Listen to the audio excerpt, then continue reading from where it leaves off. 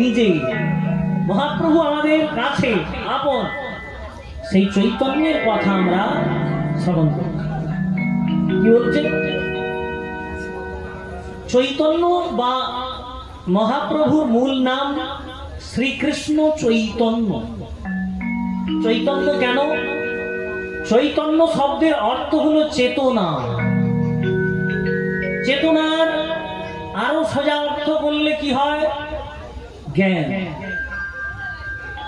তোমার চৈতন্য হয়েছে অর্থাৎ কি? তোমার জ্ঞান হয়েছে। চৈতন্য মূল স্বরূপ হলো জ্ঞান। জ্ঞান ছাড়া আমরা কোনো কর্ম সঠিকভাবে করতে পারি না। আমাকে ডাক্তারি করতে দিলে আমি ডাক্তারির, আমার কোনো জ্ঞান নেই, আমি ডাক্তারি করবো কি করে? ভুল জায়গায় কেটে দিলে ব্যাস রুগী মারা গেল।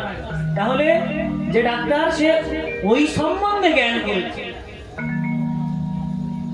যে অধ্যাপক সে ওই বিষয়ের প্রতি তার বিশেষ জ্ঞান রয়েছে, সে অধ্যাপক।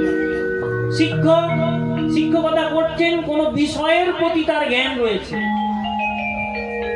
তাই সেই রূপ আমাদের জ্ঞান করতে হবে, চৈতন্যের জ্ঞান করতে হবে। জ্ঞান ছাড়া জগতে কর্ম সঠিক হয় না। অজ্ঞানীর কাজ করতে গেলে সব ভুলভাল হবে। তাই জ্ঞানের প্রয়োজন। জ্ঞান হলো মূল, হলো চৈতন্য। চৈতন্য হলো জ্ঞান।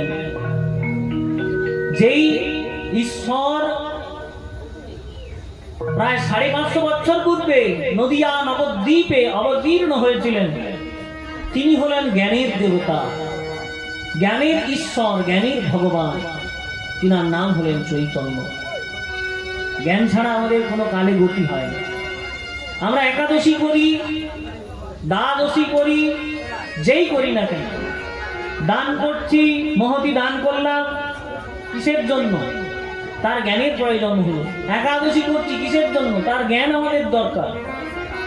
তীর্থ গেলাম, কিসের জন্য গেলাম? জ্ঞান নেই, চলে গেলাম। তাহলে কি ঘুরে ঘুরে চলে আসা হবে, আর কিছু হয় না। তাহলে জ্ঞান করে গেলে আমার কর্ম সফল হবে। গঙ্গা স্নানে গেলাম, কুম্ভ মেলা হলে কিছুদিন ঘুরবে। যাই হোক, জ্ঞানের প্রয়োজন।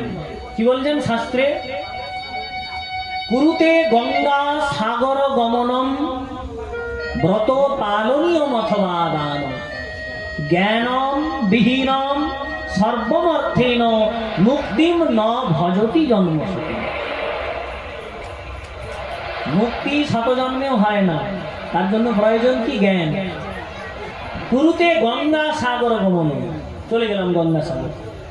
গঙ্গাসাগরে কেন যাই, কিসের জন্য যাই, বা গঙ্গাসাগরে কে আছেন তাকে না জেনে চলে গেলাম গঙ্গাসাগরে, ঘুরে ঘুরে চলে এলাম, কিছু না হয়।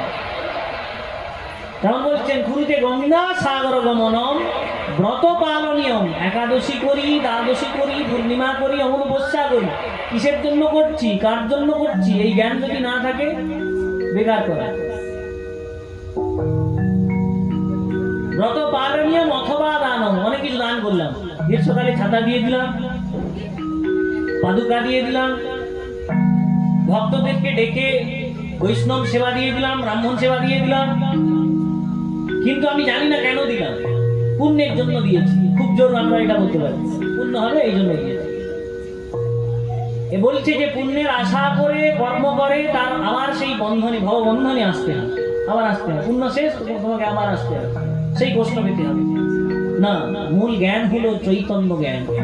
তোমার চেতনাকে জাগাও, সেই চৈতন্যকে জাগাও। যে চৈতন্য পূর্বে বলে গিয়েছিল কিচ্ছু করতে হবে না, তুমি জ্ঞান করো। কার জ্ঞান করো? রাধা মাধবের জ্ঞান করো। তাকে পাওয়ার জন্য চিন্তা করো, তাকে পাওয়ার জন্য কাঁদো। এটাই হলো তত্ত্বজ্ঞান, তাকে জানা। এ নয় যে ঘর থেকে বাড়ালে ঝাঁটা কোন দিকে রাখতে হবে আর জুতা কোনখানে রাখতে হবে। এখন সবাই বলে ঝাঁটা জুতা কোথায় রাখবে, এই নিয়ে হোড় হোড় চলছে। ও হলেই আমাদের উদ্ধার হবে। ঝাঁটা উদ্ধার করবে না, জুতা উদ্ধার করবে না। যে উদ্ধার করবে সেই হলো রাধা মাধব, চৈতন্য। তাই মূল তত্ত্ব কাকে বলে না? রাধা মাধবের জ্ঞান করা, চৈতন্যের জ্ঞান করা, এটাই হলো মূল তত্ত্ব। ঝাঁটা জুতোর তত্ত্ব বলতে গেলে কিচ্ছু লাভ হয় না। চৈতন্যকে জানতে হবে। চৈতন্য কি?